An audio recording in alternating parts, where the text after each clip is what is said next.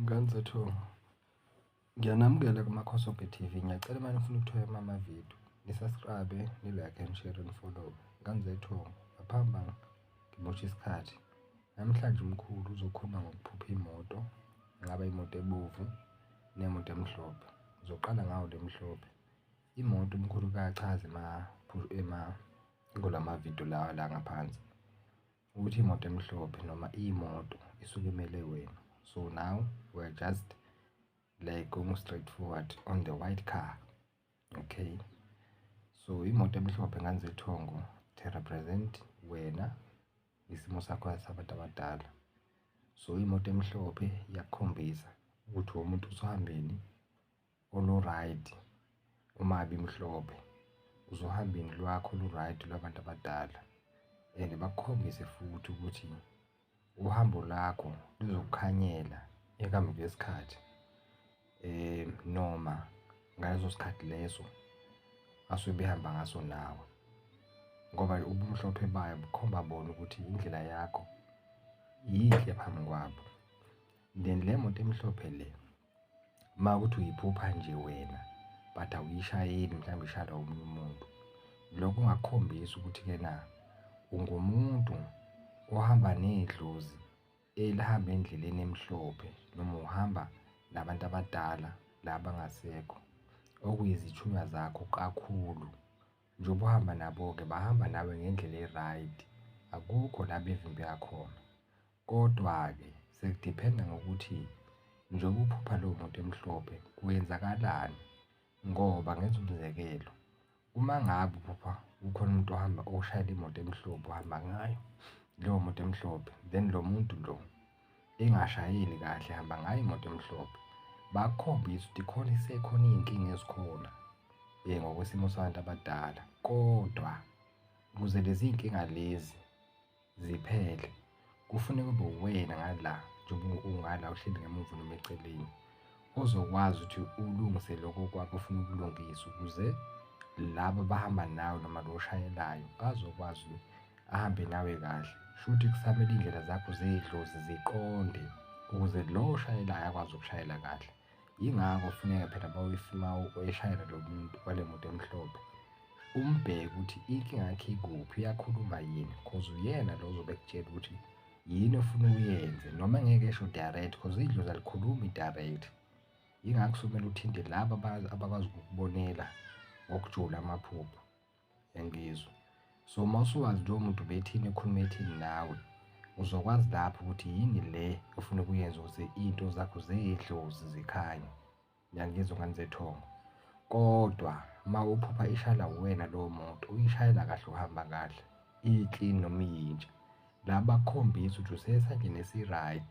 Abantu abadala sebekunika isikhiye sokuthi nawe you can carry on with your spiritual life cause sebeyakuthemba futhi noma sebezohamba nawe noma bazohamba nawe in future, yangizwa.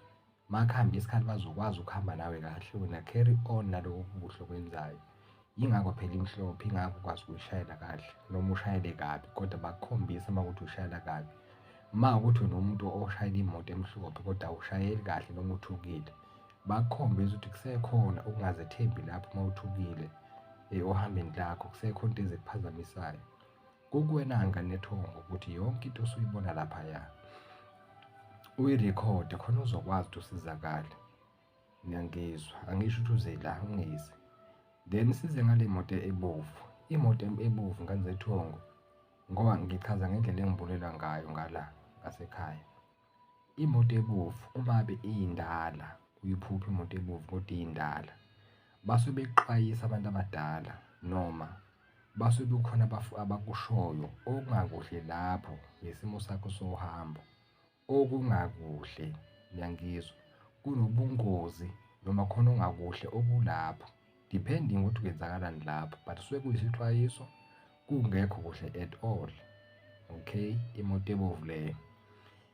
Imoto ebovu isuke ibaluleke kakhulu nayo ngoba iyona ezokutshela isinqumo ngelo spiritual journey wakho. Manje isinqumo yingaki ibovu, cause u-red is power, u-red is danger, Yingakho phela funa ukubhekisise ukuthi manje le moto ebovu imoto entsha noma imoto endala. Uma kuyimoto entsha bakukhombisa ukuthi kuyimoto entsha kukhona oyishayelayo e-right, eshayela kahle, noma ishayela uwena uyishayela kahle, noma ungazange uyishayele kodwa iyintsha. Bakukhombisa ukuthi-ke na lapho ohambeni lakho unamandla ukuthi wenze izinto zenzeke, noma bakuhambisa ohambeni olunamandla okunqoba noma yini osuke ubhekene nayo. Lo red lo ukhomba amandla ukuya phambili, akhomba isibindi, akhomba indlela yamandla ey'dlozi, yingakho besesa lo red lo.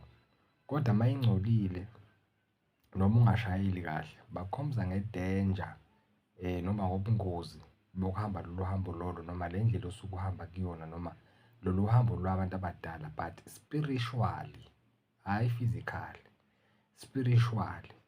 Akusiwo kwamaphupho lawo, uyangizwa? Wonke-ke amaphupho a-spiritual. Yingakho kuvela kuthina sekuvela ezinye izinto zethu bese zivela physically. Uyangizwa ngamzethongo? So imoto akusizinto amaphupho ongaziba, iwona ofuna uwarekhode ngayo yonke indlela. But-ke ukuphupha leyo moto ebovu engiyishoyo, kuney'gaba zakhona. Yingakho uma ufonela umkhulu noma ufonela abanye, nami futhi ungangifoneli, baningi ongabafonela bakucacisele kahle, bazokusiza ubathembe. Asisidingo sokuthi uze kumina, but kufuneke bakuvezele ukuthi lezi zinto lezi la, ngoba phela usuke ufuna usizo, ziyahambelana yini nabantu abadala, nale nto le osuke ubhekene nayo, ingabe siba out kakhulu, ngiyangizwa. So ngiyabonga Nkanzethongo ukuthi angishiye lowo mlayezo loyo lapha ekhaya, ukuze ngingakhulumi into ey'ningi. Ngicela ukushiya kanjalo emakhosini. Ngiyabonga kakhulu, thokozani.